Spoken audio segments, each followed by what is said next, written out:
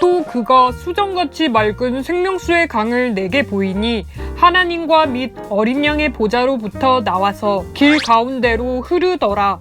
강 좌우에 생명나무가 있어 12가지 열매를 맺되 달마다 그 열매를 맺고 그 나무 잎사귀들은 망국을 치료하기 위하여 있더라. 다시 저주가 없으며 하나님과 그 어린 양의 보좌가 그 가운데에 있으리니 그의 종들이 그를 섬기며. 이 말씀은 창세기에 나오는 에덴 동산의 완성된 그림을 나타내고 있어요. 창세기를 볼 때 요한계시록과 연결시켜 보게 되면 더 깊은 하나님의 말씀을 깨달을 수 있어요. 어린 양은 깨끗하고 순결한 보혈을 나타내고 어린 양의 보좌는 예수님의 영광을 의미해요. 생명수의 강과 생명나무 가운데 어린 양의 보좌가 있는데요. 생명수의 강, 생명나무는 말씀이신 예수님을 의미해요.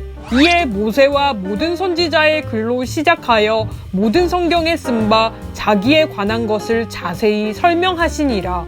모든 성경은 예수 그리스도를 나타내고 있다는 포인트를 항상 잊지 말아야 해요. 종들이 그를 곧 예수님을 섬긴다고 했는데요. 예수님을 섬기는 것은 무엇일까요? 그것은 예배를 의미해요. 이것이 에베드의 개념이죠. 종은 바로 예배하는 자를 가리켜요. 에덴을 지키는 아담의 모습, 성소를 지키는 제사장의 모습과 같아요.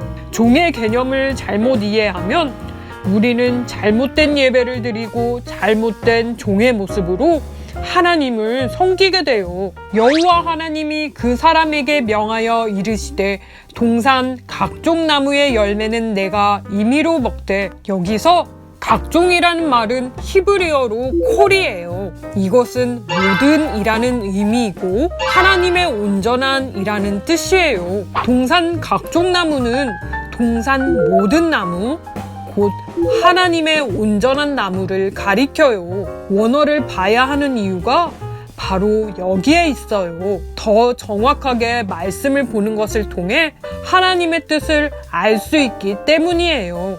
하나님의 뜻은 말씀 가운데 적혀져 있고 예수님의 상과 그의 모든 것을 통해서 알 수 있어요. 하나님이 보내신 이는 하나님의 말씀을 하나니 이는 하나님이 성령을 한량없이 주심이니라. 종은 하나님의 뜻을 알고 그 뜻을 이루는 자를 가리켜요. 이것이 바로 예배의 본질이에요. 영과 진리를 통해 예배를 드리는 것은 바로 하나님의 뜻을 이루는 것이에요. 살리는 것은 영이니 육은 무익하니라. 내가 너희에게 이른 말은 영이요 생명이라. 예수님의 입에서 나온 모든 말씀, 곧 생명의 말씀만을 먹어야 해요. 이것은 창세기의 생명나무만을 먹으라는 것이고 이것이 하나님의 온전한 나무이죠. 하나님이 에덴에서 세우신 종 에베드는 하나님의 생명나무만을 먹어야 하고 선악을 알게 하는 나무를 먹으면 안 되는 것이죠. 말씀으로 포장되어 있지만 표면적이고 피상적인 사람의 계명, 장로들의 유전, 전통, 나의 감정, 내 생각이 섞여 있는 말씀을 먹고 있지는 않은지 항상 돌아봐야 해요. 우리가 성경을 연구하고 깊이 보는 이유는 그것을 없애기 위함이에요. 종의 사명은 무엇일까요? 내가 하나님의 열심으로 너희를 위하여 열심을 내노니 내가 너희를 정결한 처녀로 한 남편인 그리스도께 드리려고 중매함이로다. 그 종들은 정결한 처녀이며 또한 종들은 정결한 처녀를 남편이신 그리스도께 결혼시키는 사람이에요. 에덴 동산에서 여자가 뱀의 미혹을 받아서 진정한 신부가 되지 못했어요. 여호와 하나님이 이르시되 사람이 혼자 사는 것이 좋지 아니하니 내가 그를 위하여 돕는 배필을 지으리라 하시니라.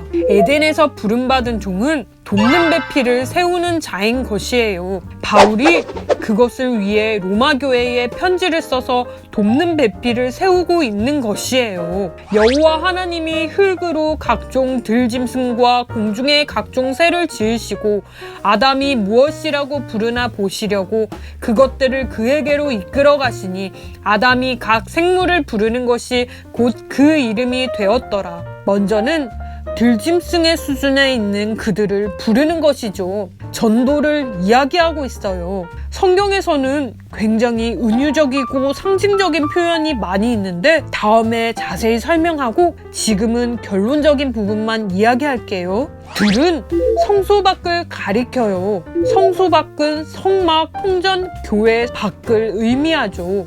들짐승은 성소 밖에 있는 하나님을 모르는 사람을 가리켜요. 성소 밖에 하나님을 모르는 사람들을 성소 안으로 불러야 해요. 이것이 전도이죠. 그리고 나서 이름을 부르는 것이에요. 아담이 모든 가축과 공중의 새와 들의 모든 짐승에게 이름을 주니라. 아담이 돕는 배필이 없으므로. 아담이 돕는 배필이 없는데 모든 가축과 새와 짐승들에게 이름을 주는 이유는 무엇일까요? 모든 가축과 공중의 새와 들의 모든 짐승이 동물들을 가리키는 것이 아니라 하나님께서 지으신 창조물, 곧 하나님의 백성을 이야기하는 것이에요. 이들에게 이름을 지어준다는 것이죠. 전도를 해서 성소 안으로 들이는 것뿐만 아니라 앞으로는 계속해서 그들에게 이름을 지어주겠다는 거예요. 이들의 존재 가치, 존엄성, 이들의 DNA를 정확하게 해주겠다는 것이죠. 그러므로 교회가 그리스도에게 하듯 아내들도 범사에 자기 남편에게 복종할지니라.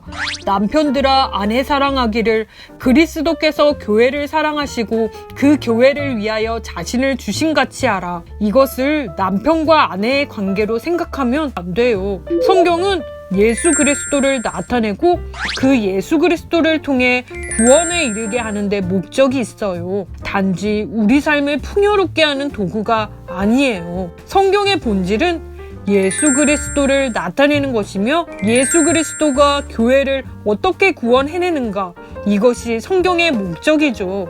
성경에서 말하는 남편은 주의 종을 이야기해요.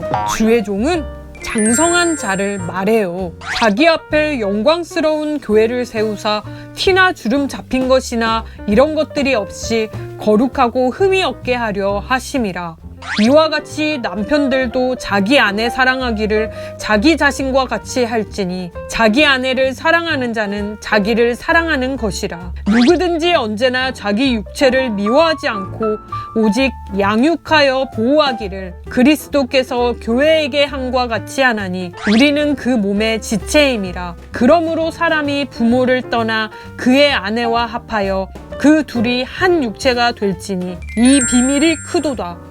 나는 그리스도와 교회에 대하여 말하노라. 우리의 머리이며 남편은 예수 그리스도이시고 우리가 예수님의 신부로서 결혼하는 것을 말씀하고 있어요. 사람의 결혼에 대한 이야기가 아니라 그리스도와 교회에 대한 이야기예요. 이것이 바로 바울이 이야기하는 주의 종에 대한 개념이죠.